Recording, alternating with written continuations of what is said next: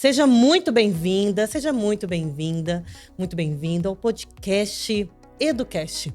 É uma forma leve, divertida, descontraída e séria também, claro, de ensinar. E eu estou aqui com o Eduardo Rocha e nós vamos trazer mais um tema super relevante que vai fazer com que você realmente aprenda a aprender. Eu sou a Paula Freitas, sou o CEO do INE e estou aqui com Eduardo Rocha. Seja muito bem-vindo, Eduardo. Mais uma vez aqui, né, Paula? A gente está no EduCast, que é um programa exclusivo de aprendizagem dinâmica, né? Onde nesse podcast a gente vai debater sobre modelagem, sobre conteúdos, em um formato de conversa. E isso é somente para o aluno INE, o parceiro INE de negócio, né? Que é as pessoas que estão conectadas conosco. Por isso que você que está assistindo esse podcast educacional, sinta-se privilegiado por estar participando de uma revolução na educação. E a ideia é trazer aqui conteúdo relevante de uma forma prática, didática, lúdica, também no formato de um bate-papo, né, Eduardo? Descontraído, trazendo exemplos. E hoje o tema é super interessante, que é conquiste corações e mentes com histórias que transformam. E isso me conecta bastante, Eduardo. Eu sou neta de Onofre José de Freitas e meu avô já vai fazer 90 anos em janeiro. Cabra de saúde, hein? Muito, ó. E ele é do interior de Minas Gerais. E sempre que eu encontro com meu avô, ele me conta uma história. Seja uma história real ou imaginária também, uma metáfora. Uhum. E talvez o meu avô seja uma das pessoas que eu mais me conecto em toda a minha vida. E que eu mais lembro dos exemplos dele. Então, sempre que eu quero tomar alguma decisão, eu lembro do meu avô e trago alguma história que ele me contou. Qual o poder, Eduardo, que o storytelling, que as histórias têm na narrativa, na comunicação de um orador de sucesso? Olha, eu vou falar uma coisa para você, Paula. Quando eu penso em histórias, eu lembro da minha professora de matemática. Estávamos numa turma do ensino médio, primeiro ano, e você sabe que existem muitas pessoas que têm muita dificuldade com operações matemáticas, aritméticas, né? Principalmente quando você vai entrando ali no primeiro ano, que a matemática começa a ficar bem distinta do ensino fundamental. E ela, percebendo que a turma tinha muita dificuldade com matemática, ela sugeriu que a gente lesse um livro chamado O Homem que Calculava. E eu comprei logo esse livro, e o livro, ele é encantador. Eu tenho esse livro até hoje. Ele mostra histórias onde tem desafios da matemática na construção dessas histórias. Uma das histórias mais intrigantes foi de como um rei começou a implantar o xadrez em seu reino. E a pessoa o desafiou. Eu vou contar essa história ainda do decorrer do nosso programa, hein? E foi muito interessante porque essa história do xadrez, da multiplicação das casas, de como você pode utilizar de uma metáfora para mostrar a grandiosidade da matemática, marcou a minha vida desde que eu era adolescente. E hoje eu enxergo as histórias, o storytelling, não mais como uma coisa somente para você. O pessoal utiliza muito storytelling para contar a sua história de sucesso. Não, às vezes você tem um storytelling como uma forma educacional, que passa uma mensagem, que passa valores morais, passa crenças também, hein? Que passa também, que pode passar ensinamentos, desenvolvimento de capacidade e muito mais. A gente vai transcorrer com esse tema aí durante o nosso podcast EduCast de hoje. EduCast. Imagino que vai ter muitas histórias para contar, né, Eduardo? Sempre. E você que estiver assistindo a gente, seja em qual plataforma for, deixa aqui seu comentário, escreve no chat, indique este vídeo para os seus amigos, para as pessoas que você gosta, para as pessoas que você se importa e para as pessoas que você acha que seria interessante se conectarem também com este desafio, porque é um desafio contar histórias, Eduardo. E acho que o desafio maior você trouxe no tema desse podcast, que é conquistar mentes e corações. Porque às vezes contar histórias de uma forma muito técnica, mas sem conexão emocional, fica aquela história sem graça, né? Então, Eduardo, a minha pergunta que eu faço para você hoje é a seguinte: como nós podemos fazer essa ligação? Bem, essa ligação é você trazer um dos aspectos humanos mais importantes, né? Que são as suas emoções. É deixar as histórias tão desejantes ao ponto de você senti-las, né? Eu lembro que minha avó era uma contadora de histórias. E ela chegava e reunia todos os netos na sala. E ela dizia assim, gente, olha só, primeira coisa, nós vamos abrir um refrigerante. Eu lembro que ela trazia uma refrigerante daqueles de 2 litros, abria o refrigerante e servia todo mundo. Ela dizia, agora vamos tomar bem devagar o refrigerante. E eu lembro, e todas as vezes que eu tomo refrigerante até hoje, Paula, eu lembro daquela sensação de tomar um copo de refrigerante em um copo daqueles, sabe aqueles copos de requeijão, que você vai tirando ali o rótulo, num copo de requeijão, bem geladinho, era um refrigerante que era muito doce, era um guaraná muito doce. E aí ela começava a contar histórias pra gente. Então, realmente transformar a história em uma experiência sensorial, em que você sinta, que você se emocione. Realmente uma história que Hollywood sabe fazer muito bem, a gente vai falar bastante sobre isso hoje, que é mexer com nossas emoções. E você sabe que a Sara Medeiros, nossa trainer mirim, né? Tem um ano, para quem, imagino que todos vocês a conheçam, ela estuda numa escola aqui em Brasília que chama Me Põe na História. É o nome da escola dela. E lá a ideia é fazer com que a criança seja protagonista da sua própria história. E todas as atividades do dia, que a gente sempre recebe, né, um relatório diário, tem história. Olha só. E eles contam histórias, criam histórias, lá tem teatrinho, então a importância das histórias na educação dos filhos, né? Por exemplo, eu trouxe um elemento do meu avô, quando eu era desde pequena, ele contava história para mim, e curiosamente você trouxe da sua avó. Mas, Eduardo, por que é tão importante contar histórias? E outra dúvida que eu tenho, de onde que surgiu esse elemento tão importante na comunicação? As histórias fazem parte do nosso convívio em sociedade, do convívio social, né? Você acredita, Paula, que antes mesmo de se começar a falar, as pessoas já contavam histórias por meio de figuras em pedras, por meio de representações simbólicas? Se você pensar bem, e quando a gente estuda a história da própria humanidade, a gente vai ver que muitas dessas histórias, elas vêm justamente de quê? Vêm das pedras, do que está representado dentro dos contextos arqueológicos, né? Então, desde a nossa origem, nós estamos constantemente contando histórias. E antes mesmo de ter a escrita, né? A forma como multiplicar a escrita por meio das cópias, o homem contava a história. Para quê? Para passar os ensinamentos para as próximas gerações. Era a forma que nós tínhamos, né, de passar isso para que outras pessoas tivessem. Era passando de histórias de gerações para gerações. Então, as histórias fazem parte, contar histórias faz parte da história da humanidade. E você sabe, né, Eduardo, que você está falando sobre isso, é bem interessante, que me remeteu em 2014, quando eu tive a chance de morar no Egito.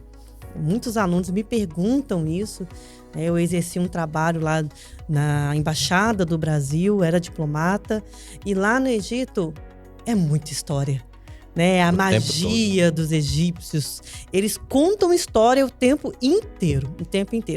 E quando eu fui lá no Vale dos Reis, nas tumbas dos faraós, é curioso, porque, por exemplo, a tumba de Ramsés II, até de Tutankhamon, você entra na tumba, tem os desenhos, não só hieroglíficos, né? Mas desenhos contando histórias.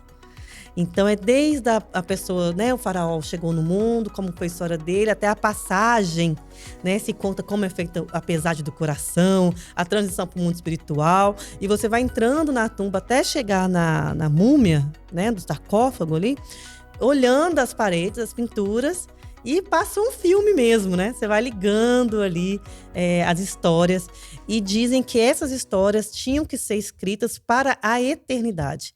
Então, tudo que era relatado ali nas paredes. E curioso, né? Que até hoje as tintas estão lá. Tem muitas tumbas muito preservadas, né? Há milhares de anos atrás. Você ainda vê a tinta e você ainda sente a presença daquela história ali. Talvez o povo egípcio são uns que mais representam as histórias através dos papiros. E dessas representatividades. E outra curiosidade, né? Eu também, como neta de pastor, eu sei que a importância que é as histórias bíblicas dentro do contexto do storytelling. E a minha pergunta é o seguinte, Eduardo: por que as histórias bíblicas conectam tanto? Isso é uma excelente pergunta, né? Quando a gente lê a Bíblia, a gente tem que separar a Bíblia no Novo Testamento e do Velho Testamento. E o Velho Testamento, no Novo Testamento, basicamente, nós temos uma história única, né? Que é a história de Jesus. Mas quando a gente vai para o Velho Testamento, você tem muitas histórias. E essas histórias, elas foram passando de gerações para gerações e elas são retratadas na Bíblia como uma fonte de inspiração para condutas morais. Então, o principal objetivo das histórias na Bíblia não é só simplesmente relatar acontecimentos, mas é passar ensinamentos, uma mensagem. E aí a gente já começa a perceber que muitas vezes a gente tem a história somente como um entretenimento. Mas acredite, todas as histórias têm um ensinamento. Mas, Eduardo, às vezes eu não quero ensinar numa história. Se você não quer ensinar, a pessoa vai criar esse significado. Ela vai criar a moral da história. Porque esse é o grande princípio por trás da história. Passar um ensinamento. Além de conectar, passar um ensinamento. Curioso, faz bastante sentido. E como a PNL trouxe essa estratégia das histórias? Há uma modelagem disso? Sim. A programação neurolinguística, ela procurou uma pessoa que se destacou nesse processo de desenvolver histórias, né? E quando a gente pega uma pessoa que não sabia contar histórias e ele começou a desenvolver toda uma carreira, desenvolver toda uma narrativa com base nessas histórias, a gente não pode deixar de falar de Walt Disney, né? Que sua estratégia genial de criatividade, que adaptou histórias judaicas, histórias alemãs e até as próprias histórias cristãs, e trouxe isso no formato lúdico, infantil, por meio de desenhos, recheados de ensinamentos morais, né? E o Walt Disney ele foi muito feliz, né? Quem aqui não lembra da Branca de Neve e os Sete Anões, a Gata Borracheira, né? A própria Cinderela, né? Então, esses contos de Disney, eles fizeram parte da infância da maioria da população mundial, né? E hoje influencia, de certa forma, a forma como a gente vê o mundo. Então, a PNL, ela investigou e modelou o Walt Disney e percebeu que a grande característica de Walt Disney não era só contar histórias, era criar as histórias. Opa, peraí, Eduardo, peraí. Olha, essa modelagem de Walt Disney é fantástica. Eu já tive na Disney algumas vezes, tanto em Orlando quanto na Disney Paris, e eu falo, a Disney não é para crianças, é para adultos. Porque, primeiro, remete a gente uma infância, né, vários elementos de infância, e você, quando você vai com esse olhar da estrutura da Disney, da modelagem de Walt Disney, você entende muitos padrões que eles colocam lá dentro, né? Eu lembro que tem um brinquedo lá no parque chamado Epcot, que é uma bola, que é aquela bola famosa, né? E eu achei bem curioso, porque eu falei, gente, que interessante. Quando você entra nos carrinhos, duas pessoas, duas na frente, duas atrás, aí você preenche algumas perguntas. Você responde algumas perguntas sobre você. E aí você vai naquele trilho, né? Não é navegando, é trilhando, né? Dentro da bola, como fosse um trenzinho. E aí vai passando na sua frente telas contando suas histórias. Olha só. Olha que interessante, né? E aí vai mostrando, baseado no que você respondeu, é claro, né? E aí ele também te projeta, ele tira uma foto sua. Imagino que tem tempo que eu fui lá, mas imagino que tem esse brinquedo até hoje. Ele tira uma foto sua e te dá cenas de você no futuro. Olha só que interessante. Faz você ainda imaginar você sendo engenheira aeroespacial, você trabalhando em um grande projeto, que você respondeu ali, que você teria interesse. Não é que você respondeu diretamente, de uma forma indireta, que você teria interesse. Então, o Walt Disney, sem dúvida alguma, é uma das pessoas que conectam mentes e corações, né? Hoje as pessoas têm o sonho de conhecer a magia da Disney, né? E como isso funciona, Eduardo? Como que você vê que foi estruturado toda essa magia da Disney através do Walt Disney? O Walt Disney ele começou a fazer uma coisa bem interessante, né? Eu, quando li a história de Walt Disney na biografia dele, a gente começa a perceber que o Walt Disney ele teve muitos fracassos na vida. Ele não acertou de primeira, não. Ele começou ali a tentar, acertar e dava, tentou uma vez, tentou duas, tentou três, e ele sempre quebrava, até que ele decidiu usar como inspiração os irmãos Grimm. Os irmãos Grimm, eles começaram, nós podemos dizer que eles são os papas do storytelling, como esse modelo de ensinamento que a gente tem hoje, né? Os irmãos Grimm, eles começaram a captar padrões nas histórias judaico-cristãs, nas histórias dos alemães, que são normalmente histórias muito tristes, de final triste, né? Mas são histórias que nos conectam muito tempo. Por exemplo, quem aqui não escutou uma história de um herói que é abandonado pelos pais? Nossa. E que vai para outra terra, vira herói e volta para sua terra. Pô, a gente pode ter Rei Davi, pode ser Superman. A gente conecta com tantas histórias, porque isso é uma base de uma história que é muito comum, que é uma história de abandono, muitas vezes uma história em que aquela pessoa ela teve que ser sacrificada dentro de outro contexto.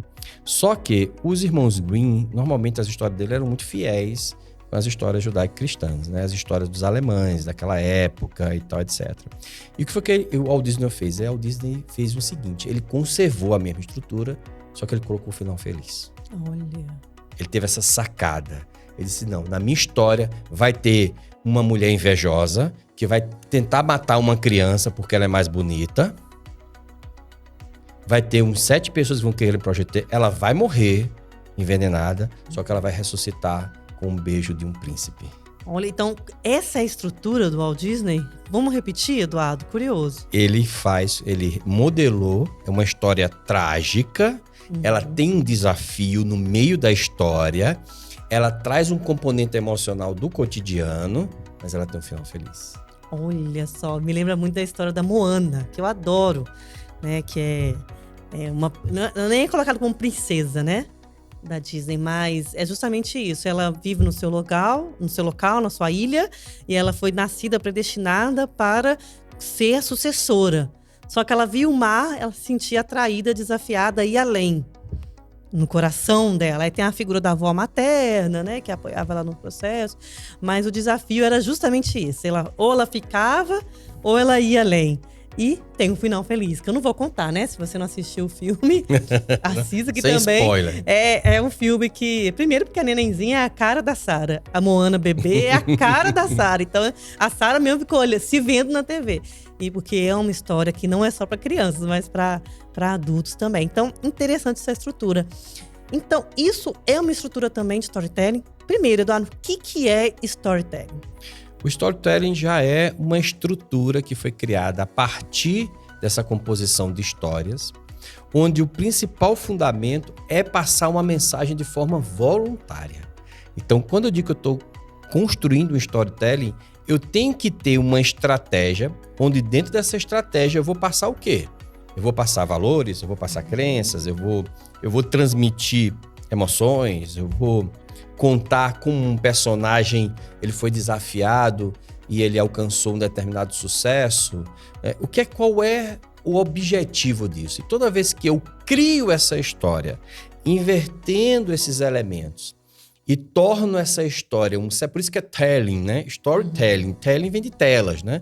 Quando eu sou diretor dessa história, eu começo a mudar o sequenciamento dessa história para torná-la mais interessante e passar essas mensagens, aí eu começo a usar essa estrutura de storytelling que a gente vai ver aqui hoje ainda, hein? Então é bem interessante, né? Perceber como o Walt Disney influenciou toda uma geração. Influenciou toda uma geração. Né? Toda, assim, uma geração mesmo. Não só uma, acho que várias, né? Uhum. Porque nossos antepassados, meus pais já conheciam, eu conheço, minha filha vai conhecer, já conhece, né? E imagino que os filhos e netos dela vão conhecer também.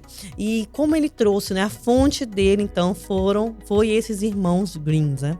Uhum. E eu tô curiosa, Eduardo. Eu quero aqui hoje, com as pessoas que estão assistindo e ouvindo esse podcast, esse Educast, aprender a contar a história, né, Eduardo? Porque não é fácil. A nossa mente tende a devanear, a abrir várias coisas, a falar demais, depois não sair fechando. E tem uma coisa bem curiosa também, que eu acho que muitas pessoas, até eu mesma às vezes erro, que é dar o fechamento da história, né? Dar aquela lição de moral na história, né? Uhum. E aí acho que gera uma desconexão muito profunda. Mas vamos por partes, Você trouxe, Eduardo, as estratégias de Walt Disney pra gente aprender hoje? Trouxe, estão aí já com você. Já estão com você, só esclarecendo, Paula, que ele influenciou-se pelos irmãos Grimm, mas ele também teve influência das histórias bíblicas, ele também teve influência de outros modelos de histórias, porque a história faz parte da humanidade, não foi só dos irmãos Grimm. Inclusive, existem algumas literaturas que dizem que não, que o Walt Disney não teve influência, mas quando a gente vê as estruturas, a gente está analisando as estruturas, a gente percebe que existe muita semelhança. Agora, eu digo que para o nosso modelo de storytelling atual, principalmente esses modelos que a gente tem, como, por exemplo, a jornada do herói, que é o modelo do storytelling mais conhecido, que a gente vai falar um pouco sobre ele aqui, ele sim teve uma influência muito grande dos irmãos Grimm. E lembrando, né, gente, o poder de contar histórias, você pode usar desde o seu dia a dia, na comunicação com o seu cônjuge, né? Às vezes, ao invés de dar uma bronca nele, você pode contar uma história. Uhum. Né, imaginário, criado, dar um exemplo. Você pode usar também as histórias no seu ambiente de trabalho, na sala de aula, para aprendizado, para várias aplicações. Principalmente também, a gente usa muito aqui no Inner, né, Eduardo, para fechar negócios. Não tem uma vez que eu não vejo Eduardo contando uma história em uma reunião, em uma palestra, em um briefing, em alguma situação de negócio aqui dentro do Instituto. E vamos para a primeira estratégia, né, gente? Anote, pegue papel e caneta, que nós vamos aqui agora. Eu vou entregar para vocês as estratégias que Eduardo eliciou de Walt Disney. Então vamos lá. Primeira estratégia, gente, ó, defina a moral da história. A primeira coisa, né, Eduardo, é definir a moral que vai... A mensagem, seria isso que você vai Exatamente. passar? Quando a gente pensa na moral, a gente tem que pensar na moral como um julgamento do que é certo e do que é errado. Então, quando a gente pensa na moral da história, a gente está pensando o seguinte, que essa história ela vai ter alguns personagens, esses personagens vão fazer algumas coisas certas, outros personagens vão fazer algumas coisas erradas, né? O personagem que faz as coisas certas, Paulo, nós chamamos ele de herói. O personagem que faz as coisas erradas, nós chamamos ele de vilão. Ou seja, esses dois elementos, pelo menos esses dois elementos têm que estar dentro de uma história. O vilão e o herói. Mas o vilão, ele não está sozinho às vezes. O herói não está sozinho às vezes. O herói às vezes tem amante, né, que é representada muitas vezes pela mulher que cuida da estética ou pelo homem que cuida da estética. O amante no sentido do se interessasse pelo belo. Você também, toda história, você vai ter o cara que é o bobo da corte, que é o cara mais sorridente, que tira uma piadinha sarcástica, é o que dá aquela aliviada durante uma história.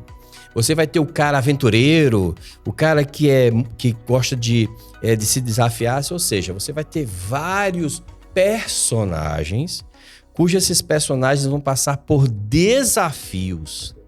Então, a primeira coisa que você tem que pensar era, cara, qual o tema dessa história? O que é que eu vou defender nessa história? Qual é o sentido dela? Qual é a luta que eu vou ter? Porque aí, com isso, eu começo de trás para frente. Eu digo assim, primeiro eu defino isso, aonde eu quero chegar, e agora eu vou buscar no meu repositório quais são as histórias que conectam com essa minha intenção. E eu lembrei de uma história, Eduardo. Posso contar? Claro. Uma história que teve uma moral bem interessante. Eu lembro que uma certa vez na minha empresa, na minha vida, né, empresarial, eu estava querendo abrir muitas empresas. E eu lembro que eu cheguei pro meu avô e comentei isso com ele. Falei, vô, eu quero abrir, eu quero expandir, eu quero crescer. Aí ele me contou uma história. Que ele, mais ou menos assim, né? Lógico que eu não vou saber contar, né? Ele falou que certa vez tinha um homem pescando na beira da praia. E ele estava ali pescando, tranquilo, vinha um peixe, vinha dois, vinha três, ele estava feliz, observando todo aquele oceano. E chegou um homem no seu barco e falou para esse senhor, falou, por que você não compra um barco e vai pescar em alto mar? Lá tem grandes peixes, mas lá tem muito mais peixes. Você vai conhecer espécies diferentes do que essas que estão aqui. E você vai ter mais dinheiro, você vai poder comprar um barco como esse, poder ter um sucesso e vai poder aproveitar a sua vida muito mais. E esse senhor olhou para esse outro no barco, pensou, imaginou e respondeu assim. Olhou o mar, né? Parou, olhou o mar, olhou toda aquela beleza da praia, falou, eu não preciso disso, eu já tenho isso. E aquilo foi a decisão que me fez parar e meu avô não contou moral de história. Não falou assim, ó, Paula, tá vendo? Então, baseado nessa história, você não pode abrir mais. Calma, aproveite a sua jornada. Não, ele não falou isso, mas eu entendi. Né? E foi uma das melhores decisões da minha vida, porque eu falei, não, então vou botar o pé no freio, vou aproveitar este momento, até foi uma jornada, quando eu te conheci, né? Que foi uma jornada que eu iniciei de autoconhecimento meu, e acabou que me salvou, porque me fez pivotar e encontrar o meu propósito, graças a essa história que meu avô trouxe para mim. E eu internalizei a moral da história. Isso é real? Meu avô acabou, talvez, sem querer, usando um storytelling comigo? Com certeza ele usou. E não só ele usou, como também, sabiamente, ele não precisou concluir a moral. Porque a moral é melhor quando cada um conclui, né? Qual é aquele melhor filme? Não é o melhor filme quando o vilão chega e aparece na tela e diz assim, agora eu venci, ou então o herói diz, tá vendo? Não, é quando você vê a história e você conclui por si só. Inclusive, muitos dos bons filmes, eles nem terminam. Eles deixam em aberto esse final para que o próprio espectador ele conclua a partir da sua régua de valores, as suas histórias internas, as experiências que ele teve, se aquilo ali é adequado, se aquilo ali é certo ou errado. Mas a pessoa que escreveu a história, com certeza ele teve uma intenção moral. Ele teve uma intenção de marcar alguns valores, algumas crenças dentro dessa história. E ele vai fortalecendo isso, só que ele não deixa consciente isso. Olha, eu acho que meu avô foi esperto, porque ele sabe meus valores, né? Ele sabe o que é importante para mim. Né? E foi um momento bem decisivo da minha vida, que minha mãe estava doente, a minha família, né, que é um valor para mim muito alto, precisava de mim ali mais perto. Então, Eduardo, como a gente pode ter essa expertise de definir a moral da história? Primeiro você tem que definir o tema, né? Então o tema, ele por si só já define a própria moral. Então, por exemplo, vamos imaginar que a gente queira falar para o nosso filho a importância de se organizar. Organizar é um tema moral. Em que análise isso é moral? Não no moral do sentido social, mas sim moral de quê? Quando eu digo que uma pessoa que tem sucesso, ele é organizada, e uma pessoa que não tem sucesso, ela é desorganizada, eu estou colocando organização como um valor. E um valor que está dentro do contexto que eu quero projetar ali para aquele meu filho. Então eu vou construir uma história, cuja essa história, no decorrer dessa história, a pessoa percebe que se ela for desorganizada, ela não vai conseguir nada na vida. Então vou dar um exemplo bastante simples. Vamos imaginar que eu vou criar agora, né? Certa vez existia uma pessoa que morava muito distante e ela queria atravessar a ponte. E todo dia ela ia por início da ponte, ela tentava atravessar a ponte, não tinha coragem e voltava. Ela ia, tentava atravessar a ponte, não tinha coragem e voltava. Até que certo dia ela viu uma pessoa que atravessava a ponte todos os dias, ia e voltava. E ela disse, como é que atravessa a ponte? Eu tenho medo de ir e não saber voltar. E aí aquela pessoa perguntou para ela, e como você sabe que você não vai voltar? Ela disse, eu não sei que eu não vou voltar. Ele disse, então a primeira coisa que você tem que saber é saber que tudo que você faz na vida, você tem que voltar. Se você desfaz alguma coisa, você tem que fazer. Se você suja um copo, você tem que lavar um copo. Se você fala uma coisa com uma pessoa chateia, você tem que depois deixar ela no estado de felicidade, porque isso é a regra da vida. O que você desfaz, você tem que fazer. E eu percebi, naquele momento, que aquela criança que estava querendo atravessar a ponte, o que ela sabia, na verdade ela não sabia, é que quando ela faz alguma coisa, ela pode desfazer. E quando ela desfaz, ela pode fazer novamente. E ela teve a coragem de atravessar a ponte. Depois ela olhou para trás e disse: está na hora de voltar. E ela voltou para a ponte. O mais curioso é que a gente se pergunta: até que ponto, durante a nossa vida, a gente deixa de refazer as coisas? Perceba, isso foi uma história que eu criei agora. Não sei se ficou muito boa, mas a mensagem dela é muito interessante. Se eu conto isso para um adolescente que está com dificuldade de arrumar o quarto, é possível que ele comece a perceber que tudo que ele desfaz, ele tem que fazer. Isso serve como um modelo educacional, moral. Porque eu digo assim, olha, se você sujou o copo, lembra daquele sábio que falou o que ele falou? Que tudo que a gente constrói, a gente tem que construir. Então, sujou o copo, lava o copo. Porque isso é um ensinamento moral. Olha o poder das histórias para as crianças e adolescentes, que talvez seja um dos públicos mais difíceis de lidar e conversar, né? Uhum. Então, você exemplificando através de história pode fazer com que eles aprendam e façam o que tem que ser feito, né? Exatamente. Curioso. Muito bom, Eduardo. A segunda estratégia, bem aqui, ó, tá aqui na frente dos meus olhos. Crie os personagens. Seguramente, né, Eduardo? Acho que toda história tem que ter os personagens. Uhum. E como a gente pode criar esses personagens nas histórias? De uma forma que crie personagens fortes e marcantes. Bem, a primeira coisa que a gente tem que entender é que os personagens, eles têm que fazer parte do cotidiano das pessoas, né? Então não adianta eu trazer um personagem que não faz parte do teu cotidiano, né? Os personagens, eles têm que ter coerência com o público que eu estou falando. Por isso que essa adaptação da história ela é tão importante. Se eu estou falando com meu filho, eu sei que ele gosta de, sei lá, Cavaleiro do Zodíaco, eu trago os Cavaleiros do Zodíaco como personagem das minhas histórias, ou semelhantes, né? Se eu sei que essa pessoa que eu estou contando história ela é uma pessoa cristã e ela é uma pessoa que lê a Bíblia, eu trago as histórias de Jesus, as histórias de Provérbios, de Salomão, eu trago as histórias bíblicas. Se eu sei que essa pessoa assiste muito séries e eu entendo quais são as séries dela, eu posso trazer personagem das séries. Então, a construção dos personagens, ela obedece padrões culturais. E um dos padrões culturais que a gente tem hoje, sem dúvida nenhuma, que a gente gosta de escutar, é a jornada de um herói. Uau.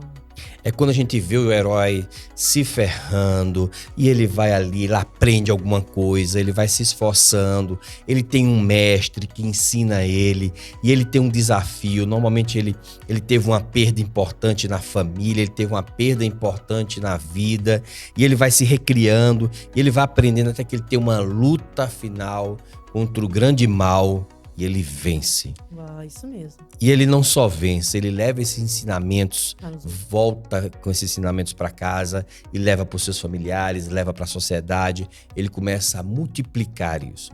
Se você observar bem, a maioria das histórias tem essa jornada, porque essa é uma jornada muito inspiradora, né? A gente aprende muito com os heróis, a gente aprende muito com o jeito como eles lidam com os desafios, a gente aprende com o jeito que o mentor ensina para esse herói, como sábio ele traz esses ensinamentos milenares.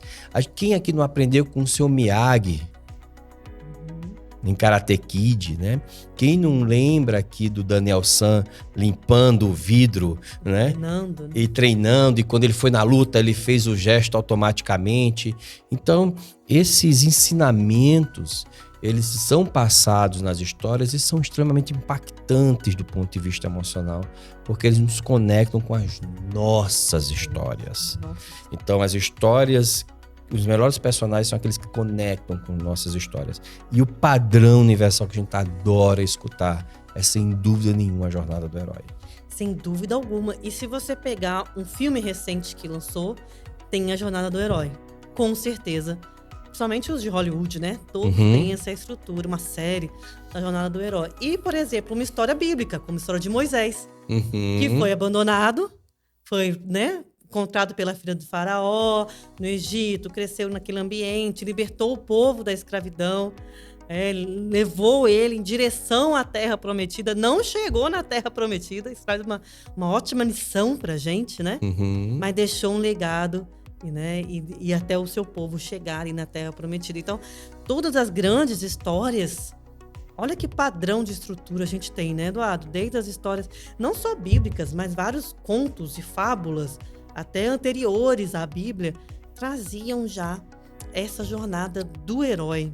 Né, Eduardo? Faz parte da nossa vida. Se a gente observar bem, nós somos heróis da nossa vida. Porque quantas dificuldades nós já passamos, quantos problemas nós já superamos, quantas perdas tivemos. E a todo momento a gente está se recriando, se reconstituindo, está passando isso em lição para os nossos filhos, para os nossos mentorados, para os nossos alunos, para a sociedade, para a comunidade, para os nossos liderados. Então isso faz parte da construção desse imaginário, esse imaginário incrível que hoje compõe o que a gente chama hoje de uma vida, uma jornada de vida. Então a jornada do herói participa disso. E junto com ele você tem sempre o mal. O mal às vezes não é uma pessoa. Às vezes o mal é a Covid, é um vírus. Às vezes o mal é um extraterrestre. Às vezes o mal é um meteoro que vai cair no planeta Terra, né? E que você vai ter que precisar de heróis para que possam combater esse mal. Então o mal no significado daquilo que a gente acredita que possa nos levar de alguma forma à dor e sofrimento. Então o herói ele supera tudo isso. E ele é fonte de inspiração. E conectando e aprofundando um pouco também, Eduardo, a questão dos arquétipos, né, de Carl Jung. Como esses arquétipos podem fazer com que a gente tenha esses personagens de uma forma que conecta mais? Carl Jung foi eu poderia dizer que ele é um dos primeiros psicólogos, apesar de ele não se denominar assim, né? Porque era uma outra vertente, ele era um psicanalista, ele é um analista. Ele desenvolveu a psicanálise, a psicologia analítica, e ele trazia uma perspectiva muito interessante, né? Ele trouxe a ideia de que nós, no nosso imaginário inconsciente, nós representamos as pessoas que nós convivemos com esses tipos e reagimos a esses tipos comportamentais a partir da associação. Quem aqui a gente não já pensou naquele seu amigo que você diz assim, cara, aquele cara eu detesto ele é um vilão, ele é um FDP, né? Quem aqui a gente não tem um amigo que é meio bobo, que gosta de tirar piada, né? E você classifica ele como um meio bobo da corte? Quem aqui não tem um amigo que é muito esbelto, ou que toma conta da sua estética e gosta de ficar ali sim, trazendo isso? Quem aqui não tem um amigo que é estudioso, meio nerd, meio sábio? Então, em última análise, esses arquétipos eles estão dentro da nossa vida, do nosso cotidiano de vida. E hoje, ao montar essas histórias, eu usar esse repositório de estudo de Jung, que foi um estudo profundo que ele fez, que uniu a astrologia, uniu também todo o contexto judaico-cristão, uniu também a análise de mitologia, e ele traz tudo isso e diz, olha, a sociedade hoje, ela representa os perfis comportamentais a partir de um padrão. E esses padrões nós chamamos por esse nome. Para a programação neurolinguística, o que é mais interessante para nós é que esses arquétipos nada mais são do que são estados emocionais que cada um de nós entramos. Por exemplo, é possível que em algum momento você entre no estado emocional de herói. Você diga assim, cara, hoje eu vou vencer, hoje eu vou partir para cima. Talvez você entre no estado emocional de um sábio quando você começa a estudar sobre alguma coisa. Ou às vezes na sua reunião de amigos de futebol, eu conheço pessoas sérias que viram palhaças, viram bobo da corte. Então, na verdade, esses arquétipos, eles não representam pessoas. Eles representam estados emocionais que todos nós temos. Quantas vezes, vamos ser bem honestos, vou contar uma história aqui, eu lembro que eu fiz uma coisa terrível. Eu lembro que eu tinha uma aluna na minha sala, eu fazia 5ª série, e ela era uma menina muito estudiosa, e a gente ficava competindo em notas boas em sala de aula, né?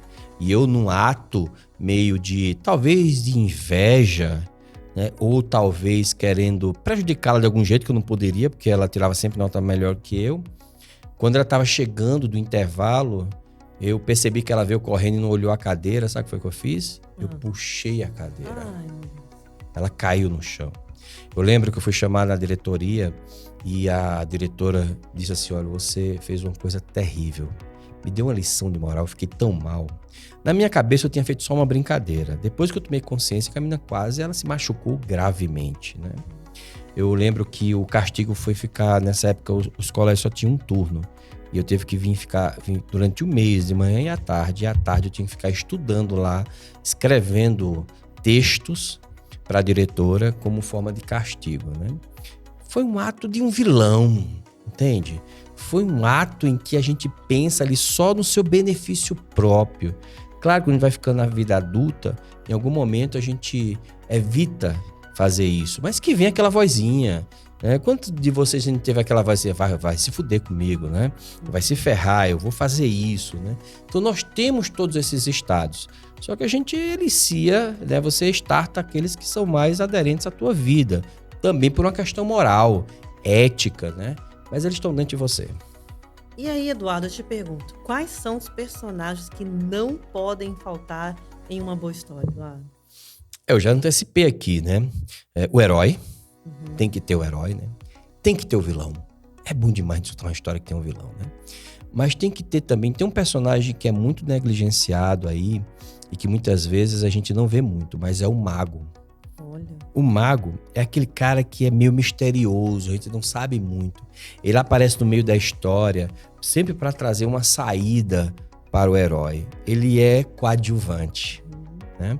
Nós temos também uma figura do sábio, que na maioria das vezes é aquele detetive que dá aquela sacada mágica em um filme policial. É aquele cara que na aventura pega o herói e diz assim, meu filho, não vai por esse caminho aqui, deixa eu te falar qual é o caminho, que faz o papel de mentor, né? O sábio é muito importante nesse processo.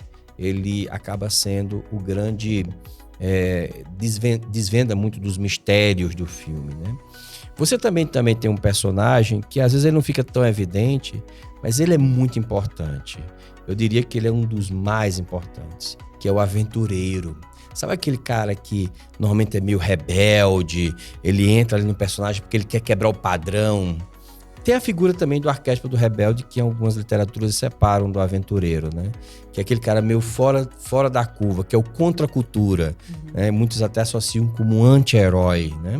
Ou seja, que é o contrário, mas a intenção dele é até boa, né? De fazer alguma coisa. Então, hoje, os personagens dentro de uma narrativa que você construa, você pode adotar o padrão comportamental que você quiser. Eles servem apenas como guias, mas você não precisa ficar preso a eles. O que eu quero dizer para vocês é, construa os seus personagens. Aí eu tenho uma dúvida. Como que... Você falou vários personagens, quase 10. Como eu vou colocar esses personagens dentro da história? São todos? A minha história tem que ter todos esses personagens? Ou é um só, é 2 ou 3? Vai depender exclusivamente da sua história. Então, o mais interessante é que quando você esteja contando uma história, que ele não tenha tantos personagens para a pessoa não se perder. A gente dá muito a ideia de muitos personagens em uma série, um filme, que é uma coisa mais longa, né? Você tem um registro ali, mas quando você está contando histórias, e essas histórias são narrativas muitas vezes escritas ou verbais ou orais, né? Que você ali verbaliza de alguma forma, você pode estar fazendo isso de um jeito que não confunda a pessoa. O mais importante é que essa história, essa história pode até nem ter herói, entende? Ela tem que ter personagens. Essa que é a verdade. Ela tem que ter personagens, porque a gente está falando de pessoas. Toda boa história tem que ter pessoas, né? Tem que ter personagens. Qual tipo de personagem que vai ter, vai depender muito da história que você quer contar. Aí, Eduardo, me fala uma coisa que me mata de raiva. Aquela série, né? La Casa de Papel. Nós temos ali vários personagens. Tem um herói, tem um vilão, tem um sábio, tem, né? Vários arquétipos ali. Por quê? O que aconteceu com o mundo, não só a sociedade brasileira, não só a gente, que fez com que nós, eu me incluo, torcêssemos para o vilão? O que aconteceu? Qual foi a narrativa? Qual estrutura eles usaram? O que aconteceu, Eduardo? La Casa de Papel, ela tem uma estrutura bem interessante, porque, na verdade, eles não são vilão. na história. Eles aparentam ser vilão, mas eles são os mocinhos, porque eles estão roubando um banco. E um banco, na filosofia deles, é o maior vilão, que engana a sociedade, que cobra juros, é o governo, é o arquétipo. Ali, a moral está do lado deles. Entendi. Né? Não está do lado do banqueiro, não está do lado da polícia. Né? Agora, houve uma sacada ali do roteirista. Ele humanizou os personagens. O que acontece é que, quando você deixa os personagens, você mostra os personagens com fragilidades emocionais, o público tende a entrar em contato com esses personagens e criar mais a associação com eles. Eles associam mais, eles criam mais admiração, porque eles passam por dores que todos passaram. Então, eles humanizaram os bandidos. Isso tem acontecido muito em outras narrativas, tá? Mostrar que o cara que é bandido, talvez ele não seja totalmente bandido. Isso é uma narrativa, tá? Ele seja, na verdade, um ser humano que não tem recurso, que não teve opções. E por isso que ele está fazendo o que ele faz. Aí entra naquele discurso se ele é uma vítima da sociedade, ou se ele é um psicopata mesmo, ou se ele realmente... Aquela Casa de Papel tinha o cara que era psicopata, nós tínhamos o cara que era vítima da sociedade, tinha um cara que não tinha opção mesmo, mas o articulador de tudo aquilo era um cara que tinha uma intenção de roubar de um instituto, ou seja, de um organismo que roubava o povo, né? Então existia o que a gente chama de movimento de contracultura. Isso é uma estratégia narrativa. É o Robin Hood, né? É o Robin Hood, exatamente. É a história do Robin Hood. E é interessante essa questão da conexão que você disse, porque eles tinham nome de cidades no mundo inteiro. Seria uma estratégia isso, Eduardo? Pô, com certeza, né? Os caras foram muito felizes em colocar o nome deles. E o mais interessante é que quando eles escolheram os nomes muito parecidos com a personalidade de cada um. Rio, com Tóquio, né? Então, cada um tinha ali a sua personalidade alinhada à própria ação daquele ator dentro do filme. Mas o mais curioso aí é que os personagens eram bem definidos. Existia o vilão ali não eram eles. Naquela narrativa, o vilão era o banco, era a polícia. É tanto que muito das articulações imorais foi a polícia que fez. Verdade. Né? Então, existia uma inversão proposital narrativa, mas eu não vejo como uma inversão de valores. Com certeza, faz muito sentido, Eduardo, esse exemplo. Puxando para a terceira estratégia, que tem tudo a ver com o que a gente acabou de falar. Desenvolva uma dinâmica com base em um problema moral ou um conflito. Este desenrolar, Eduardo, da história, talvez a forma que você conta, eu não sei, é muito importante para conectar, né? Por exemplo, na Casa de Papel, a gente ficava doido para lançar um novo episódio, uma nova temporada. O que acontece, Eduardo? Qual estratégia é essa? Tem que ter um conflito. E quando esse conflito é entre pessoas, é melhor ainda. Uma boa história tem um conflito. Então, uma boa história, você quer saber agora quais são as boas histórias que você pode ter. Lembre dos conflitos que você teve com seu pai. Aí você vai ter já uma porrada de história. Lembra dos conflitos com sua mãe. Outra porrada de história. Na escola. Lembra de conflito na história. Uma porrada de história.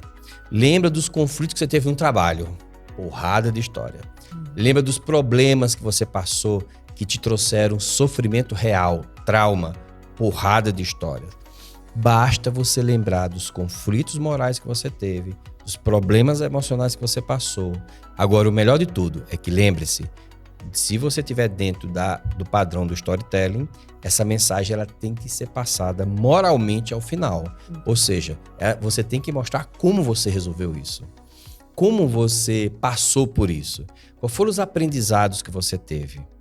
Então, uma boa história, ela não é vazia de significado. Ela tem que ter um significado. Você tem que passar na história aquilo que você acredita.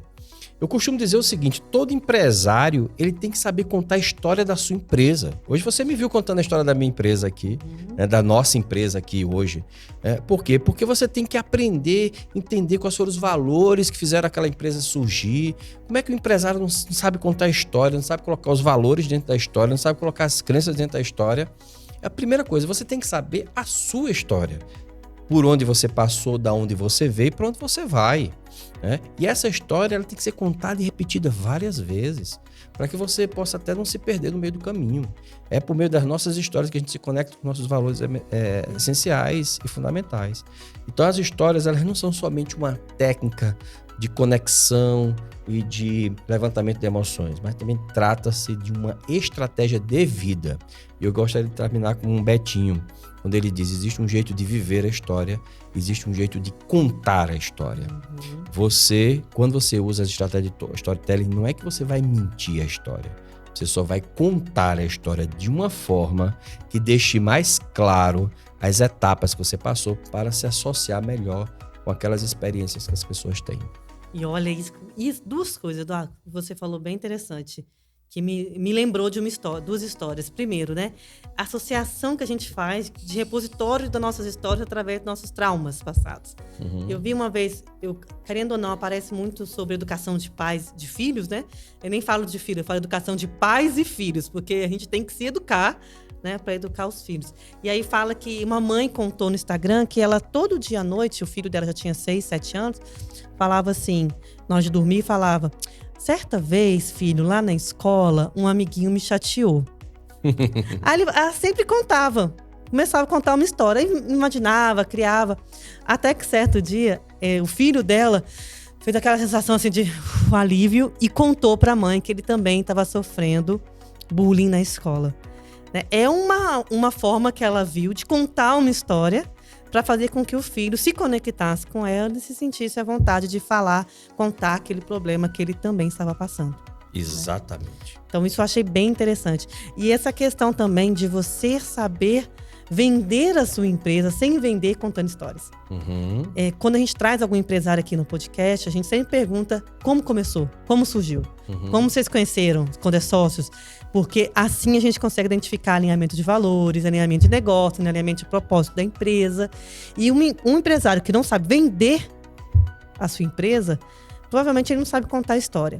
Aqui no INE, a gente tem a arte de vender sem vender, né, Eduardo? A gente consegue fazer, né, pitch de vendas ou fórmulas de lançamento. A gente não faz isso. A gente posiciona o nosso produto, o nosso serviço de uma forma em que que a gente não venda para aquela pessoa, mas que ela sinta o desejo de fazer parte da nossa história, deste movimento. A gente usa muito essa palavra movimento. Então, isso é fundamental, Eduardo. E a minha dúvida, que eu até anotei aqui, é o seguinte: toda história, Eduardo, tem que ter um final feliz? Essa é uma boa pergunta. Não tem que ter um final feliz, mas tem que ter uma mensagem feliz. Vou repetir. Ela não precisa ter um final feliz, mas ela tem que ter uma mensagem feliz. Uma mensagem feliz. Então, pode ser que a pessoa perca o pai, mas ele tem que aprender alguma coisa com aquela perda. Pode ser que no final da história eu nunca mais veja a minha mãe, mas eu aprendi alguma coisa com isso. Eu me entristeci. Pode ser que eu quebrei a minha empresa, mas eu aprendi alguma coisa com isso. A mensagem no final ela tem que existir. Porque isso é a grande questão da nossa vida. Se a gente enxerga a vida como uma coisa que aconteceu casualmente e que não teve nenhum motivo para se extrair aprendizados dali, você seguramente se frustra muito. Você talvez se culpe pelas coisas que você fez, etc. Agora, quando você enxerga que todas as circunstâncias na tua vida, sem exceção, elas te ensinaram alguma coisa, porque a nossa mente está buscando padrões o tempo inteiro e ela está querendo aprender com as experiências, você pode afirmar que quanto mais experiências você tiver diferentes, melhores serão seus aprendizados. Mesmo que essas experiências sejam frustrantes, mesmo que essas experiências não dê certo, o que importa é que você continue tendo novas experiências. Então, as histórias, muitas vezes, elas não precisam ter um final feliz, como as histórias de Disney, né? Onde tudo acaba bem. Mas a mensagem tem que ser uma mensagem de aprendizado. Vou até trocar, não que seja uma mensagem feliz, mas ela tem que ser uma mensagem de aprendizado. De aprendizado. E você sabe, Eduardo, vou te contar uma coisa que eu nunca contei, que eu aprendi com você, né? A minha mãe faleceu, já tem mais de 2 anos, né? E eu lembro que isso não é uma história, não é um final feliz. Mas eu lembro que quando eu saí, no momento que eu saí do luto, foi quando você falou para mim assim: traga à sua mente histórias bonitas da sua mãe. Mensagens, tudo que ela te deixou. Porque eu estava focada no final, né? É lógico, a gente tem que passar pelo luto, mas pelo final triste. Mas aí quando eu comecei a olhar minha mãe de trás para frente, e eu lembrei da história que você conta da sua mãe, isso também me fez ressignificar muito, né? A morte da minha mãe. Eu comecei a trazer elementos de mensagens positivas, de como ela foi empreendedora, guerreira, e isso ressignificou muito, né? Por isso que eu acho muito interessante o nome da escola da Sara, que é MIP. Tô fazendo propaganda aqui pra Tati de gratuito, ó. Mas é porque é isso mesmo.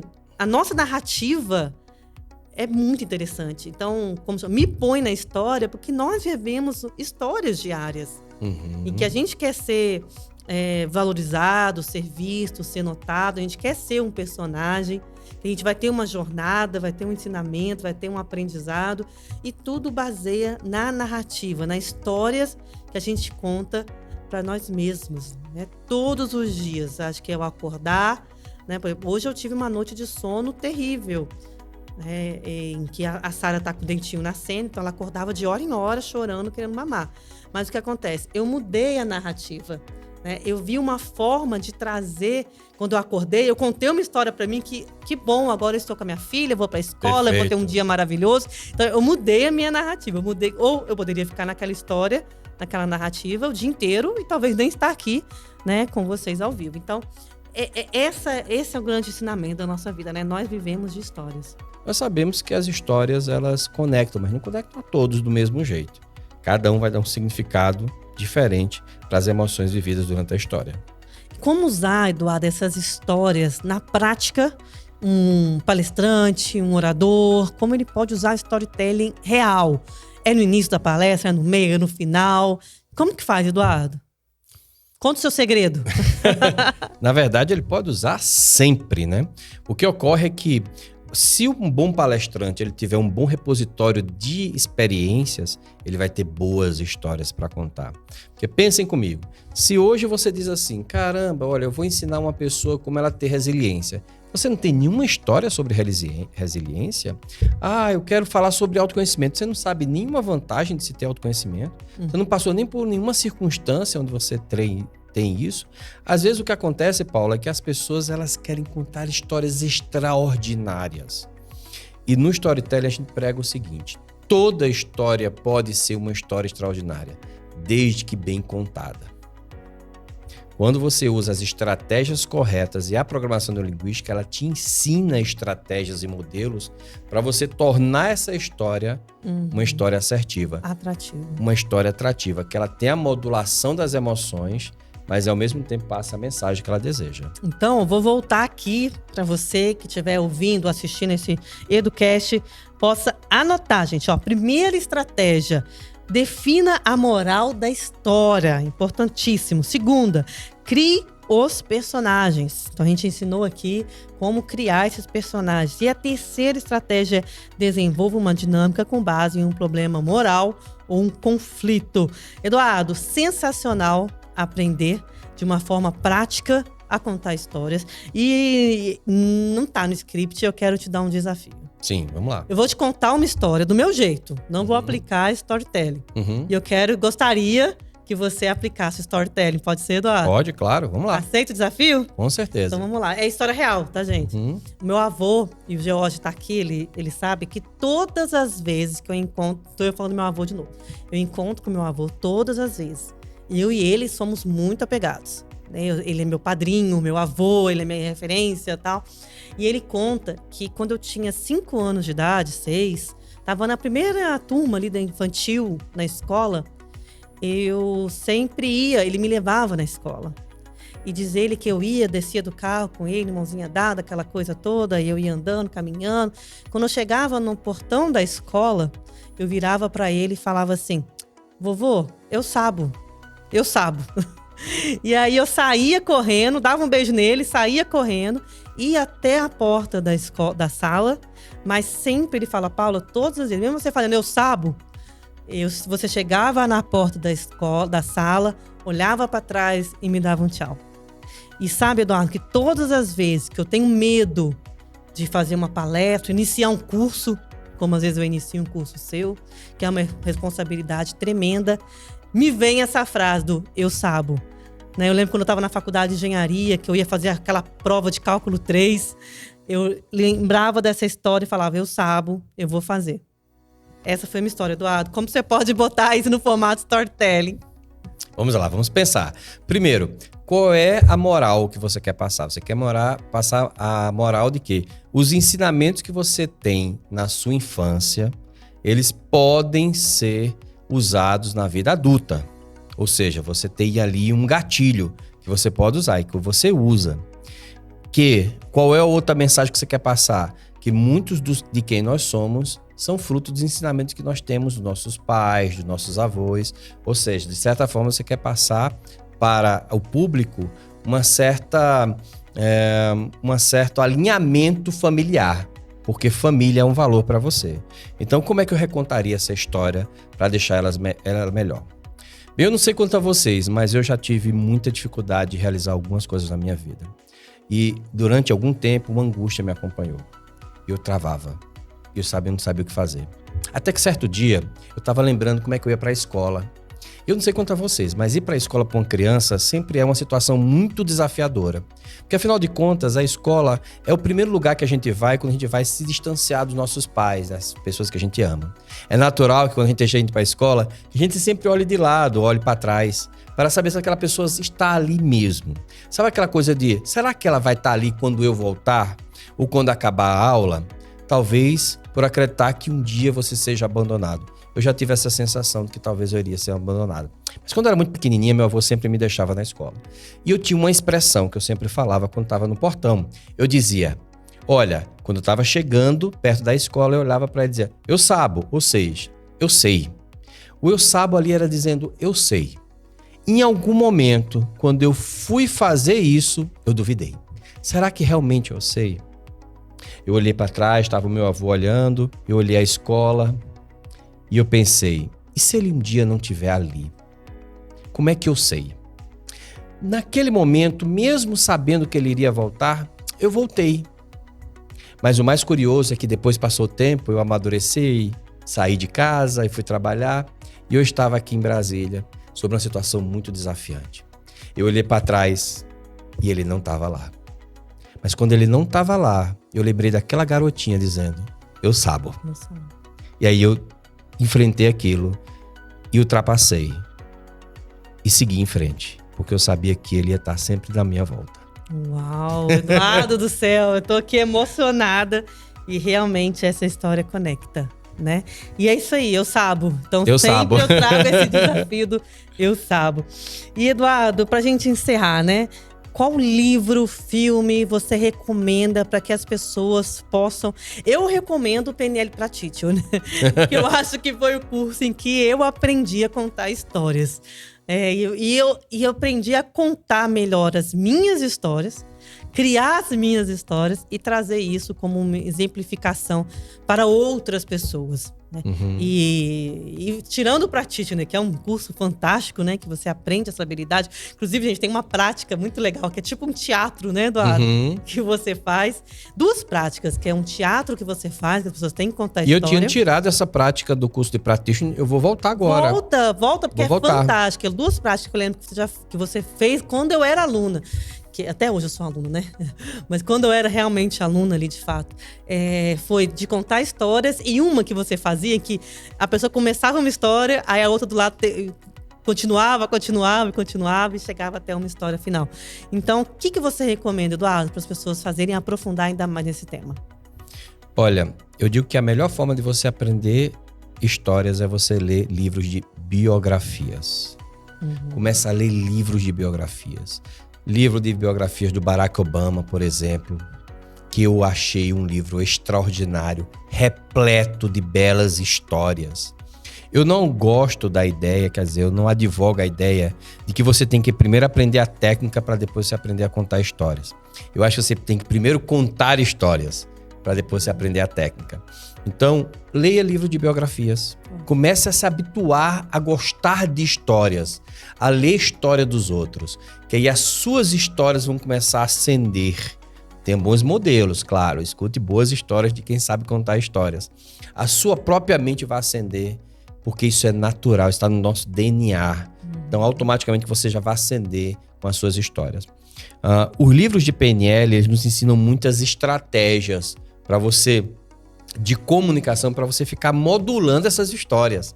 Tornar essas histórias mais emocionantes, trazendo uma linguagem verbal da história, simulando a emoção, se espelhando com o outro, e isso conecta bastante. Então, sugiro você ler biografias. Eita, interessante. Agora, filme. Olha, um filme que retrata a jornada do herói certinho é o filme do Batman. Né? O Cavaleiro das Trevas. Aquele filme, ele é a jornada do herói certinha, todas as etapas, né? A maioria dos filmes de super-herói tem muita jornada do herói. Então você já mais ou menos já até sabe, né? A estratégia que eu dou para você é: pegue um tempo hoje, uma atividade importante, hein? Uma atividade, Paula.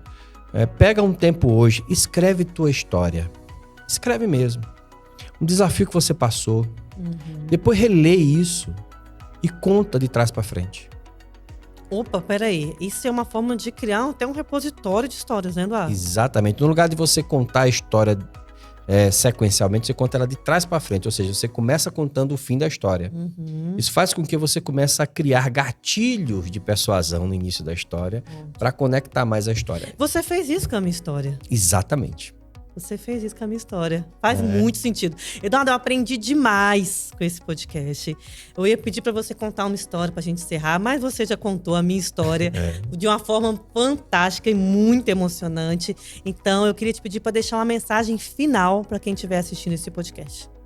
Acredite que são as suas histórias que vão fazer a história da humanidade mudar.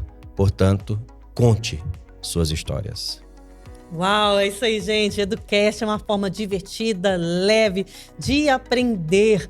Eu sou a Paula Freitas, aqui eu estou com o Eduardo Rocha. E seja bem-vindo a esse projeto maravilhoso. E nos vemos no próximo episódio. Tchau, tchau.